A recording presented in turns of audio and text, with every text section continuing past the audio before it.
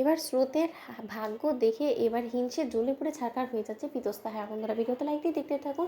সার্থক যখন পিতস্তা সম্পর্কে পিতস্তাকে জিজ্ঞেস করতে থাকে যে কি পিতস্তা, তুমি নিশ্চয়ই তোমার জীবনে এখনো পর্যন্ত এগোতে পারোনি কেন?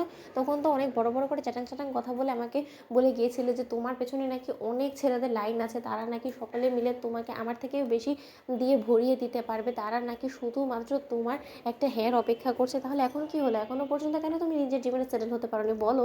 এর কি কোনো আদৌ তোমার কাছে উত্তর আছে? ঠিক সেই সময় বিতস্তা বলতে থাকে যে সত্যি আজকে আমার আফসোস হচ্ছে স্রোত, আসলে আমি মিথ্যে কথা বলবো না, কিন্তু তোমার ভাগ্য দেখে আমার যথেষ্ট পরিমাণে হিংসে হচ্ছে। সত্যি তুমি খুব ভাগ্যবতী যে তুমি এরকম একটা মানুষকে তোমার জীবনসঙ্গী হিসেবে পেয়েছো, কারণ এমন একটা জীবনসঙ্গী আজকে হয়তো বা আমার হতো, কারণ সে তো সম্পূর্ণরূপে আমারই ছিল, তাকে আমি যেভাবে চালাতাম সেভাবেই চলতো। কিন্তু আমি দুর্ভাগা যে আমি তার কদর করতে পারিনি, এবং সময় মতন তার যদি আমি কদর করতে পারতাম তাহলে হয়তো আজকে এই দিন আমাকে দেখতে হতো না, তাকে অন্য কারো স্বামী হতে দেখতে হতো না। অন্যদিকে স্রোত বলতে থাকে যে ভাগ্যিস আপনি তখন ওকে ছেড়ে চলে গিয়েছিলেন, তো সেদিন যদি আপনি ওকে না ছেড়ে দিতেন তাহলে হয়তো বা আজকে ওর মতন মানুষ আমার জীবনে আসতো না। ঠিক সেই সময় সার্থক বলতে থাকে যে স্রোত সেটার বলতে কেন আসতো না, কারণ ঈশ্বর আমাদের জুটিটা নিজে থেকেই বেঁধে দিয়েছে, তাহলে ঈশ্বরের যেটা মর্জি হবে সেটাই তো হবে, তাই না? অন্য কেউ চাইলেই তো তার মন মর্জি অনুযায়ী হবে না, তাই না?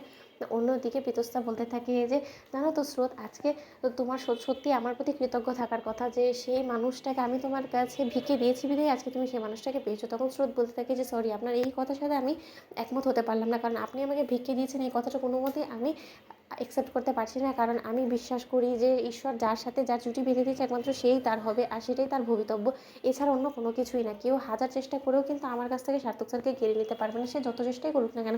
অন্যদিকে পিতস্তা বলতে থাকে যে স্রোত, এই বিষয়ে আমি আবার তোমার সাথে দ্বিমত করবো, কারণ আমি যদি চেষ্টা করতাম না এবং আমি যদি সময় সুযোগ বুঝে এখনও পর্যন্ত স্রোত আমি যদি তোমার সামনে দাঁড়িয়ে স্বার্থকে নিজের কাছে টানার চেষ্টা করি না, তাহলে তোমার এত জোরে খাটবে না যে তুমি স্বার্থকে নিজের কাছে আটকে রেখে আগলে রাখতে পারবে। ঠিক সেই সময় সার্থক বলতে থাকে যে এই যে যাত্রায় তুমি কিন্তু ভুল বলে পিতস্তা, কারণ তুমি যে জীবনে নিজের পায়ে নিজে কুড়োল মেরেছো সেই আফসোসটা তোমার জীবনে রয়ে গেল, আমার জীবনে কিন্তু কোনো আফসোস নেই, কারণ আমি স্রোতকে পেয়ে আমার অতীত জীবনে সব কিছু ভুলে গিয়েছি। ঠিক সেই সময় পিতস্তা হাসতে থাকে এবং বলতে থাকে যে তার মানে কিছুদিন আগ অবধি আমি তোমার মনেই ছিলাম, এটা তো তুমি নিজের কাছে নিজেই প্রকাশ করে দিলে, কথাটা নিজেই তো স্বীকার করলে যে না তুমি এখনও পর্যন্ত কোথাও না কোথাও আমাকে নিয়ে ভাবো, নয়তো বা তুমি স্রোতের সাথে আমাকে কেন কম্পেয়ার করতে যাবে বলো তো?